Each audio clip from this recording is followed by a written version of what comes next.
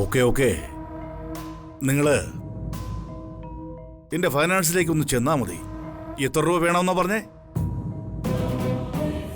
50 lakhs. Okay okay okay, ഞാൻ ക്യാഷിലോട്ട് വിളിച്ച് പറഞ്ഞേക്കാം. വാങ്ങിച്ചോളൂ. ആ ഇരിക്കിരിക്കിരി.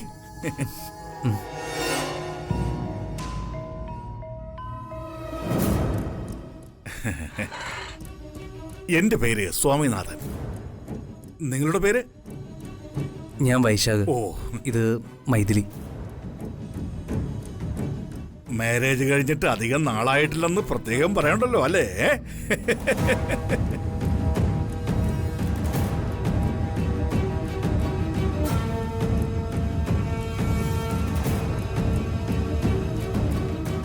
നിങ്ങളെ രണ്ടുപേരെയും കണ്ടപ്പോൾ ഒരു പ്രത്യേകത തോന്നി, അതാ വിളിപ്പിച്ചേ.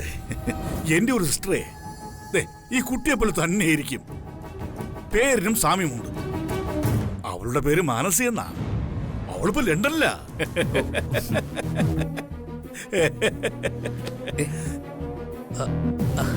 അല്ല സാറ് എന്തിനാ വിളിപ്പിച്ചേ?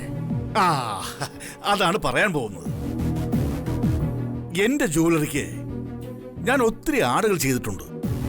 എന്നാൽ വളരെ ഡിഫറൻ്റായ ഒരു കൺസെപ്റ്റുമായിട്ട് വളരെ പ്രശസ്തനായ ഒരു ഡയറക്ടർ എന്നെ സമീപിച്ചു.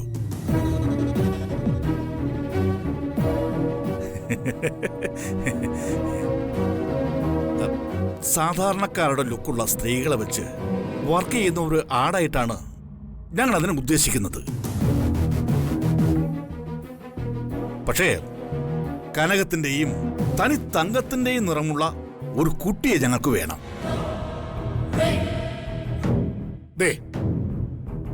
ഈ കുട്ടി അതിന് കറക്റ്റാ. എല്ലാം കൊണ്ടും വെരി വെരി കറക്റ്റ്.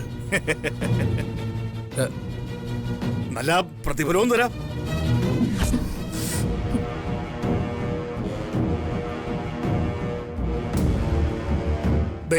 താങ്കളുടെ മിസ്സസിന് താല്പര്യമുണ്ടെങ്കിൽ എന്റെ ഈ ആർട്ട് ഫിലിമിൽ അഭിനയിക്കാം.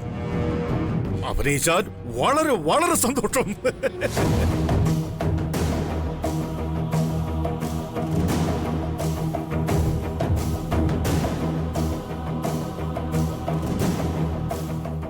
അത് സാർ, സോറി, അത്രയും ടാലന്റ് ഒന്നും എന്റെ മിസ്സസിനില്ല.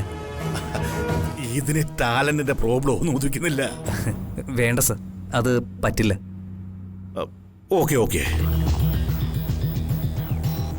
ആ ഇനിയിപ്പോ അടുത്ത ദിവസം എങ്ങാനും താല്പര്യം തോന്നിയാൽ വരാൻ മടിക്കരുത്. ഒറ്റ ദിവസത്തെ ഷൂട്ടേ ഉള്ളൂ. 1 ലക്ഷം രൂപ പ്രതിഫലം തരാം. ആലോചിച്ചു പറഞ്ഞാൽ മതി. ഞാൻ വെയിറ്റ് ചെയ്യാം.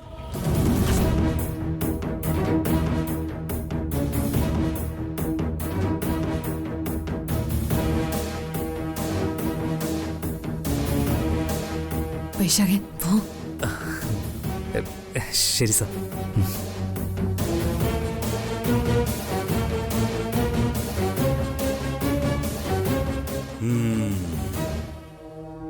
ഈ സ്വാമിനാഥൻ ഒരു കഴുകനാണെന്നുള്ള കാര്യം അവൾക്കറിയില്ല. എന്റെ ആകാശത്തിന്റെ കീഴിൽ വന്നാൽ ഞാൻ റാഞ്ചും, ഉറപ്പ്.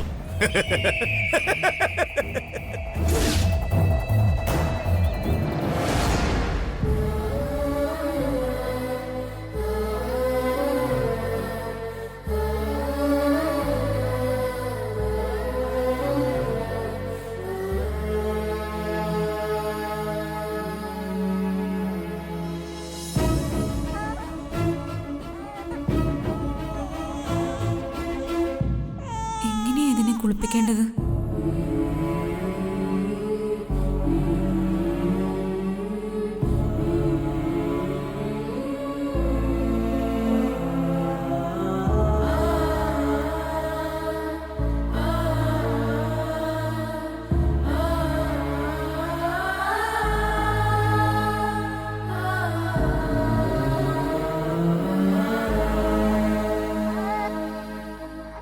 നിന്നെ ഞാൻ എങ്ങനെയാ മോളെ കുളിപ്പിക്കണ്ടേ?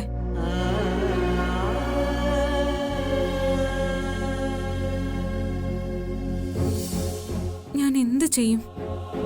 ആരോട് പറയും? എന്താ നന്ദിനി പ്രശ്നം? നിങ്ങൾ അമ്മയും മകളും അക്കരെ ഇക്കരെ നിൽക്കുന്ന എന്തിനാ? അമ്മ, കുഞ്ഞിനെ കുളിപ്പിക്കണം. പക്ഷേ മീനാക്ഷിക്ക് എങ്ങനെ കുളിപ്പിക്കേണ്ടെന്നൊന്നും അറിയില്ലല്ലോ അമ്മ. ഓ, കുഞ്ഞിനെ നമുക്ക് കുളിപ്പിക്കാനൊന്നും പറ്റില്ലല്ലോ. എല്ലാവരും ഇപ്പോ ഇവിടെ അന്യരല്ലേ. ആ, ഒരു വഴി ഞാൻ കാണിച്ചു തരാം. നിക്ക്.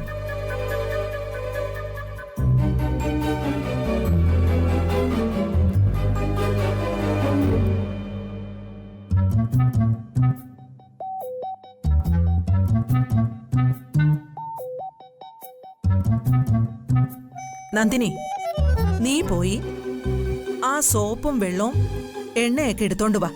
ചെറിയ ചൂടുള്ള വെള്ളം.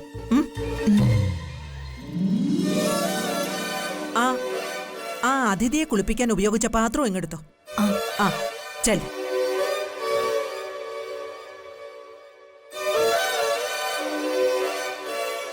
കുഞ്ഞിനെ എങ്ങനെയാ കുളിപ്പിക്കേണ്ടതെന്ന് ഈ പാവയെ കുളിപ്പിച്ച് ഞാൻ കാണിച്ചു തരാം.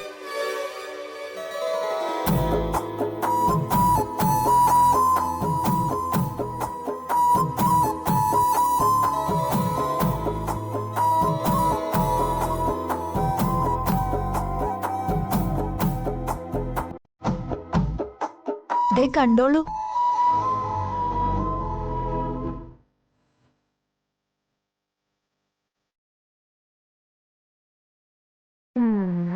നാൽപ്പാമരയിട്ട് തിളപ്പിച്ച വെള്ളം എടുത്ത് ചൂട് തീരെ ഇല്ലാതെ വേണം കുഞ്ഞിനെ കുളിപ്പിക്കാൻ.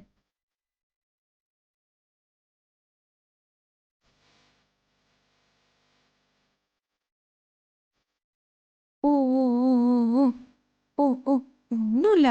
വെന്ത വെളിച്ചെണ്ണയും മഞ്ഞളും കൂടി ചാലിച്ചെടുത്ത് കുഞ്ഞിന്റെ മേലെ അസകലം പുരട്ടണം.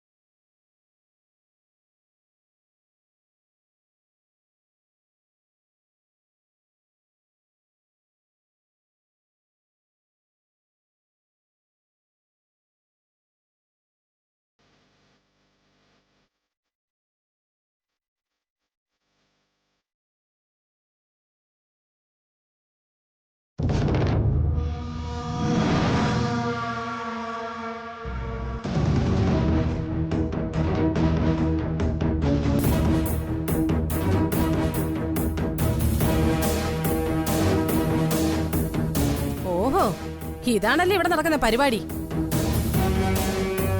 ഇവളോരോന്ന് കാണിച്ചു കൊടുക്കും, നീ അതുപോലെ അങ്ങ് ചെയ്യും. ഇവരുടെ ഉപദേശം അനുസരിച്ചാണല്ലേ നീ കുഞ്ഞിനെ കുളിപ്പിച്ചത്.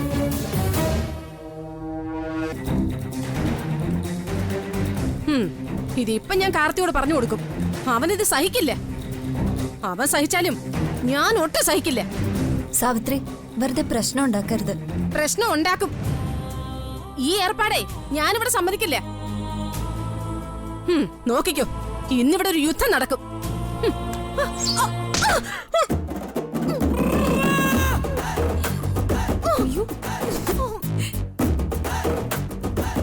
എന്റെ മൂക്ക്.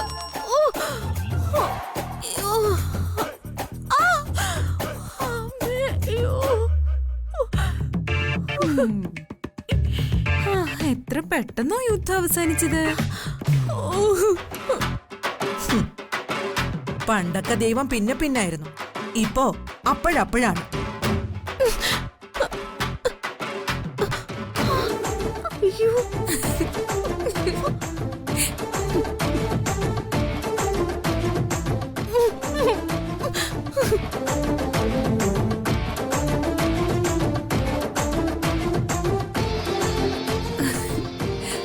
അച്ഛമ്മ അലച്ചു തല്ലി വീണപ്പോ പിഞ്ചു കുഞ്ഞു വരെ പൊട്ടിച്ചിരിക്കുന്നു.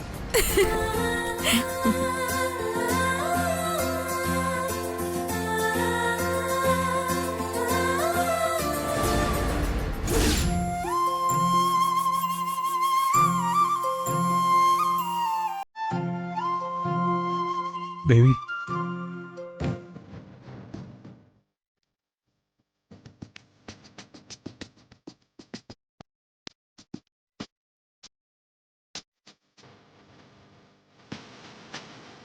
ദൈവമേ, ഈ ജേട്ടൻ അമ്മ എങ്ങാനും കണ്ട വീണ്ടും പ്രശ്നമാവുമല്ലോ. ദേവി പുറത്ത് എവിടേക്കാണല്ലോ? എവിടേക്കാ? അമ്മയുടെ മരുന്നുകളും മറ്റും തീർന്നു. അത് വാങ്ങാൻ മെഡിക്കൽ ഷോപ്പിലേക്ക് പോവാ. എങ്ങനെ പോവും? റോഡിലേക്ക് ഇറങ്ങി നിന്നാ മതിയല്ലോ, ഓട്ടോറിക്ഷ കിട്ടും. ഇവിടെ ഇപ്പൊ ഡ്രൈവർ ഇല്ലേ? ഇവിടെ ഇപ്പൊ ഈ പ്രശ്നങ്ങളൊക്കെ കാരണം അമ്മ സത്യശീലനോട് വരണ്ടെന്ന് പറഞ്ഞു. ഏതായാലും ദേവി ഓട്ടോയ്ക്ക് പോണ്ട. പ്രിസ്ക്രിപ്ഷൻ ഇതാ, ഞാൻ പോയി വാങ്ങിച്ചിട്ട് വരാം. ഓ, അതൊന്നും വേണ്ട. അതെന്താ? ഞാൻ മരുന്ന് വാങ്ങിയിട്ട് തന്ന പോരെ? അത് ശരിയാവില്ല ചേട്ടാ, അമ്മയ്ക്ക് അതൊന്നും ഇഷ്ടാവില്ല. എങ്കിൽ ദേവി ഒരു കാര്യം ചെയ്യും, എന്നോടൊപ്പം സ്കൂട്ടറിൽ പോന്നോളൂ. സ്കൂട്ടറിന്റെ പുറകെ ഇരുന്നാ മതി.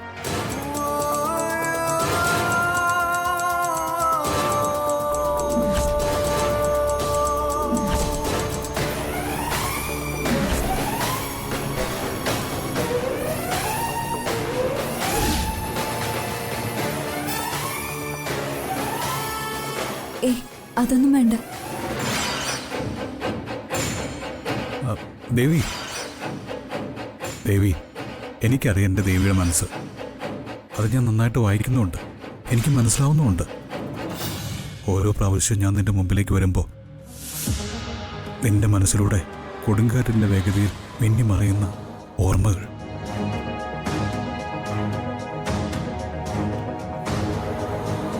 എന്നാ ചേട്ടൻ പറ, ഈ സാരി ഉടുത്തപ്പോ എന്നെ കാണാൻ നല്ല ഭംഗിയുണ്ടോ? പറയേ ചേട്ടാ, ഈ സാരി ഞാൻ ഉടുക്കുമ്പോഴല്ലേ ഭംഗി? ഇപ്പം നിന്നെ കാണാൻ നല്ല ഭംഗിയുണ്ട്. അതൊന്നും അത്ര പെട്ടെന്ന് ഒരു പെൺകുട്ടിക്ക് മറക്കാൻ പറ്റുന്ന ഓർമ്മകളല്ല. അത് മനസ്സ് നീറ്റുന്ന കാര്യങ്ങളാണ്. എനിക്ക് പറ്റിയ തെറ്റുകളാണ്, കൊച്ചു കൊച്ചു ദൗർബല്യങ്ങൾ. ഞാൻ എന്നെ നിയന്ത്രിക്കണമായിരുന്നു. അതിൽ പങ്കാളികളായവരെ പഴി പറഞ്ഞിട്ട് കാര്യമില്ല. വിവേകശൂന്യത കൊണ്ട് ജീവിതത്തിൽ വന്ന താളപ്പഴകൾ മഹാദുരന്തങ്ങളായി മാറുമെന്ന് ഞാൻ അറിഞ്ഞിരുന്നില്ല. കൈക്കുമ്പിളിൽ കനകവിരിക്കുമ്പോൾ കാക്കപ്പൊന്നും തേടിപ്പോയവനാ ഞാൻ. ഇന്ന് ഞാനത് ഓർത്ത് വലുപ്പിച്ചിട്ട് ഒരു കാര്യവുമില്ല. എല്ലാം പറ്റിപ്പോയി. ആ, ഞാൻ പോയിക്കോട്ടെ. ഏയ്, നിക്ക് ദേവി. ഞാനിവിടെ ഒറ്റപ്പെട്ടവനാ. എന്നോട് സംസാരിക്കാൻ ആരുമില്ല. എന്റെ മോളോടെങ്കിലും ഒന്ന് സംസാരിക്കണമെങ്കിൽ അതിന് കാർത്തിയുടെ പെർമിഷൻ വേണം. അവനാണെങ്കിൽ എല്ലാവരും തകർക്കാൻ എന്ന ഭാവത്തിൽ നിൽക്കുന്ന ഒരു അസുരനായി മാറിയിരിക്കുക. ഞാൻ ആരോടൊന്ന് സംസാരിക്കും ദേവി? ഞാനൊരു മനുഷ്യനല്ലേ? എനിക്ക് ദേവിയോടല്ലാതെ മറ്റാരോടും സംസാരിക്കാൻ സാഹചര്യമില്ല. ഞാൻ എന്ത് ചെയ്യും? ദേവി, കഴിഞ്ഞ കാര്യങ്ങളെല്ലാം ഓർത്ത് ഇനി എന്നെ ശപിക്കരുത്. ഞാൻ ശിക്ഷ അനുഭവിച്ചു കഴിഞ്ഞു.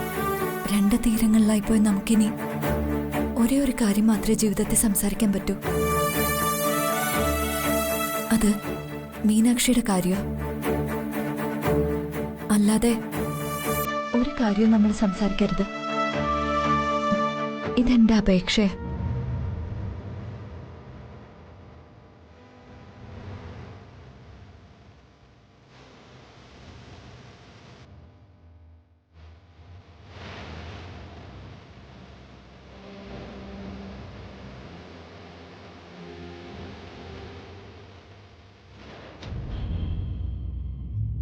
അയ്യോ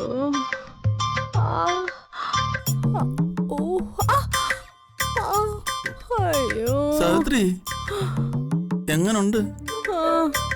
പാലം വല്ലതും തകർന്നു എന്തോ? ഏത് പാലം? നിന്റെ മൂക്കിന്റെ.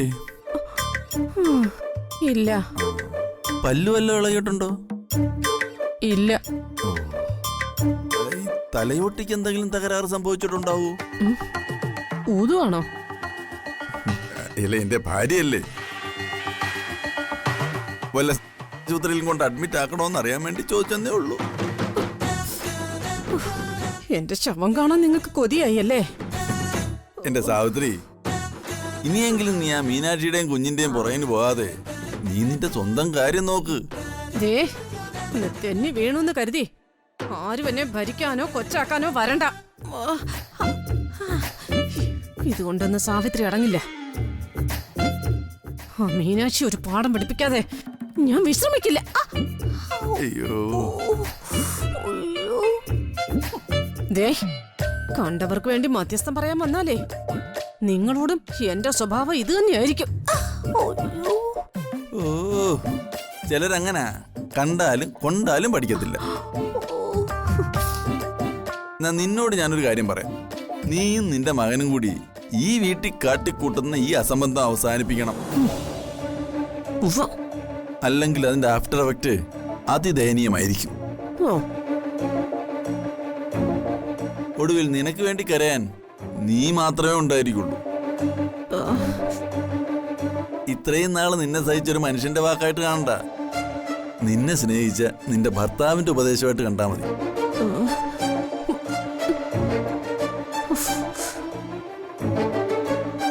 അയ്യോ, ഒരു ഭർത്താവ്.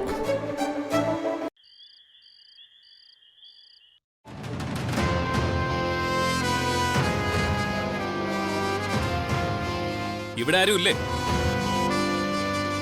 എടി മീനാക്ഷി, എടി മീനാക്ഷി.